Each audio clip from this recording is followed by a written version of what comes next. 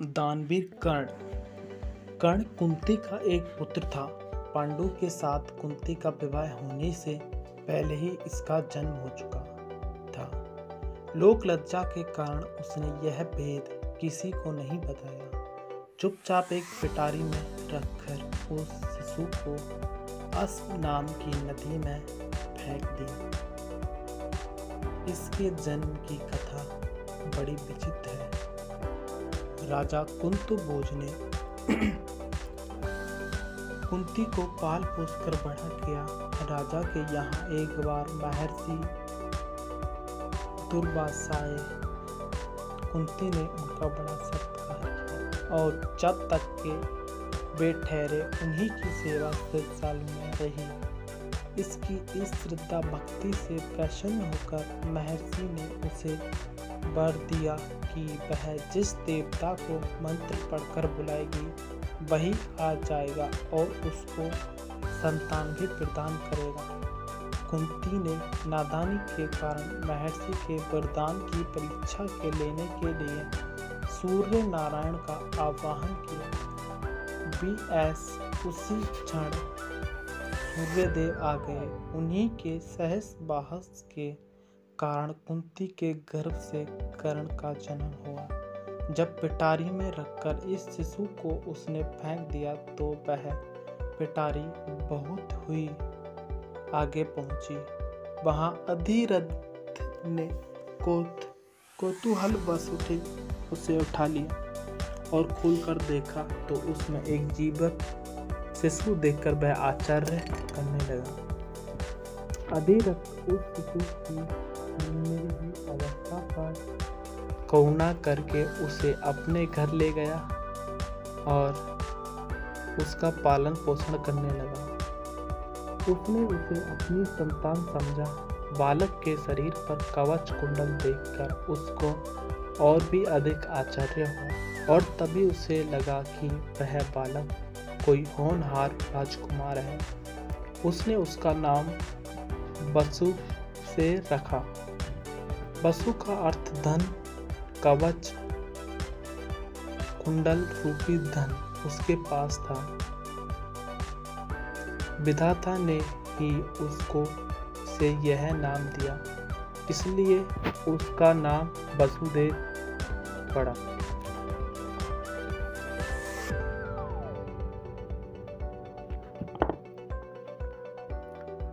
इसलिए उसका नाम वसुदेव उचित ही था।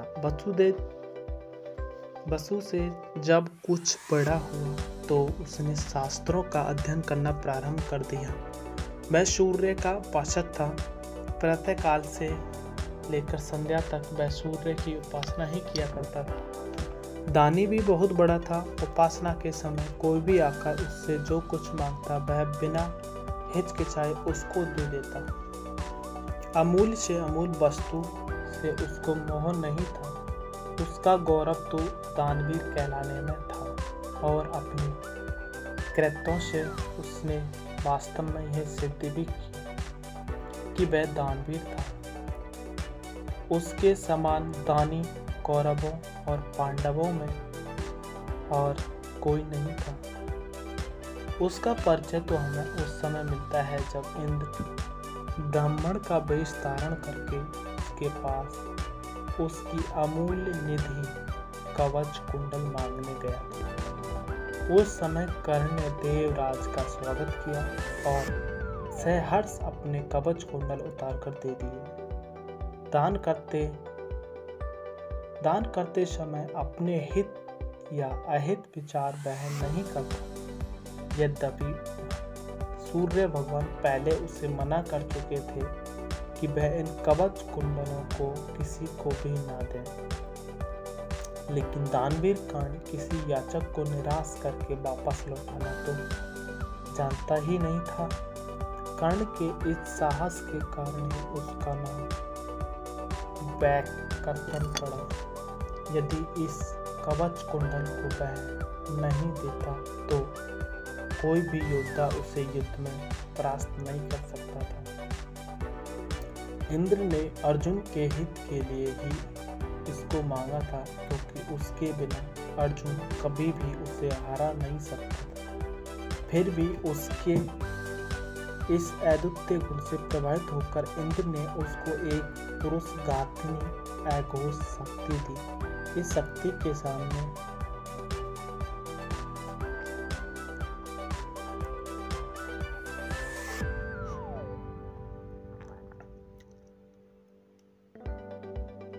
उस शक्ति से सामने का योद्धा किसी भी हालत में जीवित नहीं बच सकता था, और उसको कर्ण ने अर्जुन के लिए रखा था। लेकिन श्री कृष्ण ने चाल चली और कर्ण की उस शक्ति को घटोल कक्ष पर चलवाकर अर्जुन के जीवन पर आए इस खतरे को सदा के लिए मिटा दिया। घटोल कक्ष जो आकाश में विचरण करके कौरवों पर अग्नि की वर्षा कर रहा था, और जिसने एक बार तो सारी सेना को पूरी तरह विचलित कर डाला था, शक्ति लगते ही निर्जीव होकर पृथ्वी पर गिर पड़ा। धनुर्विद्या में कर्ण अर्जुन की एक बार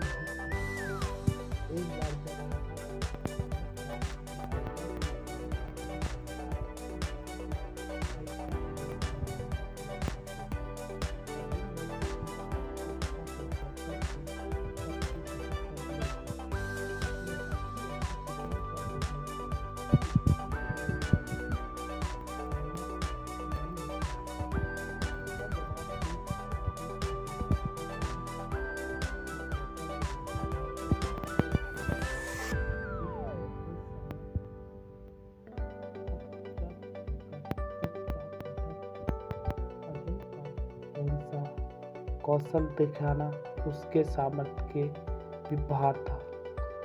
उसी समय कर्ण वहां आ पहुंचा और उसने मैदान में आकर अर्जुन को ललकारा। अर्जुन, जिस कौशल के बल पर तू यहाँ सबको चकित कर रहा है और सभी से प्रशंसा लूट रहा है, उसे मैं भी करके दिखा सकता हूँ। यह कहकर उसने धनुष पर बाण चढ़ाकर वही सब कुछ कर दिखाया तो अर्जुन ने किया था। चारों ओर से कर्ण की जय जयकार हुई।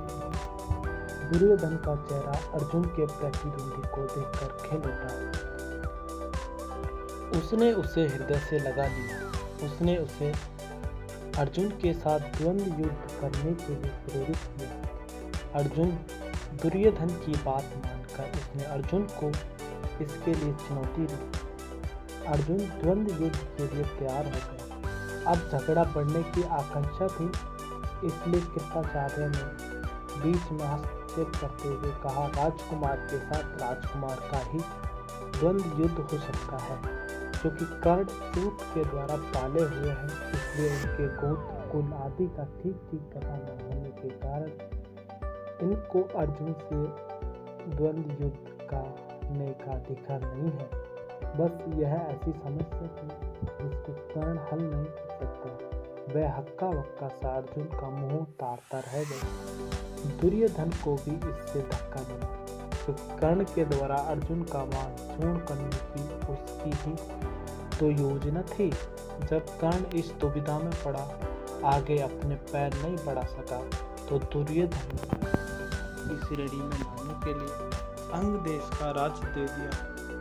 राजा होने के नाते अब वह अर्जुन या अन्य किसी राजकुमार के साथ युद्ध कर सकता था। वह इसके लिए उतारू भी था, लेकिन संध्या होने के कारण यह वाद विवाद थम गया और सब अपने अपने घर चले गए। बस फिर जीवन में सदा ही कर्ण अर्जुन से प्रतिद्वंदी के रूप में मिला।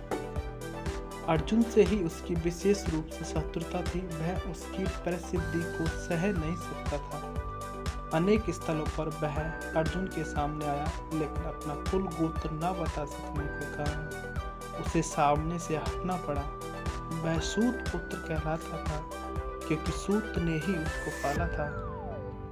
इसी कारण द्रौपदी के स्वयं अंबर में भी घूमती मछली की आंख भेदने के सामर्थ्य रखते हुए भी उसको अवसर नहीं दिया गया। स्वयं द्रौपदी ने ही सूत पुत्र कहकर उसका अपमान किया और उसकी पत्नी बनने से इनकार कर दिया। सूत पुत्र को क्षत्रिय कन्या का वर्ण करने का अधिकार नहीं है। ये शब्द सूल की तरह उसके हृदय में चुभ गए और वह लहू के घूंट पीकर अपने स्थान पर आ बैठा। लेकिन द्रौपदी के प्रति उसकी घृणा इतनी बढ़ गई कि भरी सभा में दुशासन ने द्रौपदी को नंगा करना चाहा तो उसने इसका तनिक भी विरोध नहीं किया था, बल्कि द्रौपदी की हंसी उसने लड़ाई थी।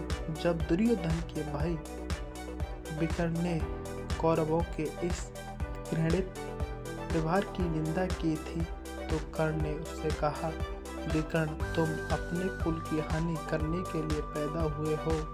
अधर्म अधर्म तो पुकार रहे हो। द्रौपदी के साथ जो भी व्यवहार किया जा रहा है वह ठीक है। वह दासी है और दासी के ऊपर स्वामी का पूरा अधिकार है। यह कहकर उसने द्रौपदी के द्वारा किए अपने अपमान का बदला चुकाया था। उस समय उसका हृदय पत्थर की तरह कठोर हो गया था। जैसे भी बन पड़ा उसने द्रौपदी का अपमान किया, उसे 5 पुरुषों की स्त्री कहा और उस तरह से उसे धिक्कारा। उस समय प्रतिशोध की आग में जलते हुए उसने उचित अनुचित का विचार बिल्कुल छोड़ दिया। द्रौपदी को नंगी देखने और दिखाने की उसकी इच्छा थी। इससे स्पष्ट होता है कि कर्ण प्रतिशोध की भावना के आगे सत्य, न्याय और धर्म की भावना को पूरी तरह भूल जाता था। उसके चरित्र की दुर्बलता ही है। कर्ण स्वभाव से कुटिल भी था। वह दुर्योधन को इसी प्रकार कुचल रचने की सलाह दी करता था जैसे शकुनी देता था। जिस समय जुए में हारकर पांडव वनवास के लिए चले गए और द्वैत वन में वे अपना समय काट रहे थे, उस समय कर्ण और शकुनी की बातों में आकर ही दुर्योधन अपने परिवार के साथ पांडवों को चढ़ाने के लिए पहुंचा था। लेकिन यह चित्रसेन नामक गंधर्व ने से इसका सामना हो गया। भीषण युद्ध हुआ। गंधर्व राजा ने अपना पराक्रम से सबको परास्त किया और परिवार सहित सभी को उसने बंदी बना लिया। कर्ण तो अपने प्राण लेकर युद्ध स्थल से भाग ही गया था। फिर युधिष्ठिर के कहने और अर्जुन के भी प्रयास करने पर चित्रसेन ने दुर्योधन आदि को मुक्त कर दिया। कर्ण अहंकारी भी था। उसे अपने पराक्रम पर घमंड था और बार बार दुर्योधन को प्रसन्न करने के लिए वह कहा करता था कि वह एक क्षण में ही अर्जुन को मार गिराएगा। इसके लिए भगवान परशुराम द्वारा सिखाए हुए अपने अस्त्र कौशल की दुहाई देता था। यहाँ तक कि भीष्म पिता गुरु द्रोणाचार्य आदि के सामने भी वह अपनी सेखी बघाने से बाज नहीं आता था। एक दिन पिता माँ से ना रहा गया। उन्होंने इसे फटकारते हुए कहा, दुर्भिमानी कर्ण, व्यर्थ की बात क्यों करता है? खंडक दहन से समय श्री कृष्ण और अर्जुन ने जो जीत का प्रकट की थी उसको याद करके तुम्हें लज्जित होना चाहिए। क्या तू श्री कृष्ण को साधारण व्यक्ति समझता है? वे अपने चक्र से तेरी उस अमोघ शक्ति को खंड खंड कर देंगे। व्यर्थ दंग करना एक सच्चे वीर का गुण नहीं है। पितामह की यह बात सुनकर कर्ण चुप हो और उसे झल्लाकर अपने शस्त्र फेंक दिए और कहा, पितामह ने सभी के सामने मुझे लज्जित किया है। अब तो इनकी मृत्यु हो जाने पर ही मैं अपना पराक्रम दिखाऊंगा। इसी दुराग्रह के कारण जब तक भीष्म का जीवित रहकर युद्ध करते रहे, कर्ण ने युद्ध में हाथ नहीं बताया। जब उसने सुन लिया कि वे धराशायी हो चुके हैं, उस क्षण प्रसन्न होकर वह दुर्योधन के पक्ष में आकर शत्रु से युद्ध करने लगा। क्रोध होने के पश्चात कौरव सेना का तीसरा सेनापति वही था। उस वृत्तांत से यही स्पष्ट होता है कि वह अत्यधिक क्रोधी था। सदा अहंकार में उसकी वृत्ति डूबी रहती थी और इस कारण बुद्धिमानों की बातें भी बुरी लगती थी। इसके विपरीत अर्जुन धीर, बुद्धि और विनयशील था। इन सब के होते हुए भी धन अपनी बात का धनी था, जो कुछ भी वचन कर देता था उससे हटना तो वह जानता ही नहीं था। श्री कृष्ण ने उसे यह बता दिया कि कुंती का तो जेठ पुत्र है और साथ में उन्होंने उससे पांडवों की ओर नहीं जाने का आग्रह भी किया, लेकिन सब कुछ सुनकर भी उसने अर्जुन के साथ दुर्योधन के साथ विश्वासघात करना उचित नहीं समझा। श्री कृष्ण ने कहा, कर्ण भाइयों के विरुद्ध लड़कर उनको मारने की कामना करना पाप है, इसलिए तुम कौरवों का साथ छोड़कर पांडवों का पक्ष ले लो। युधिष्ठिर तुम्हें अपना अध्यक्ष मानकर अपना पिता और साम्राज्य तुम्हें ही दे देंगे। श्री कृष्ण की यह केवल बड़ी बातें सुनकर भी कर्ण अपने वचन पर दृढ़ रहता। कहने लगा, श्री कृष्ण दुर्योधन के साथ विश्वासघात करना सबसे बड़ा पाप है। यदि मैं उसकी मित्रता को तोड़कर पांडवों की ओर मिल जाऊंगा तो सब यही कहेंगे कि अर्जुन से डरकर उसकी ओर मिल गया। फिर मैं ऐसा क्यों करूं? मेरी माँ ने तो मुझे मारने का सारा प्रबंध कर दिया था। सूत ने ही मुझे उठाया और पाला, इसलिए वे ही मेरे पिता तुल्य हैं। सूतों के साथ मैं कई यज्ञ भी कर चुका हूँ और मेरा विवाह संबंध भी सूतों के परिवार में ही हुआ है। फिर मेरा पांडवों से क्या संबंध रहा? धृतराष्ट्र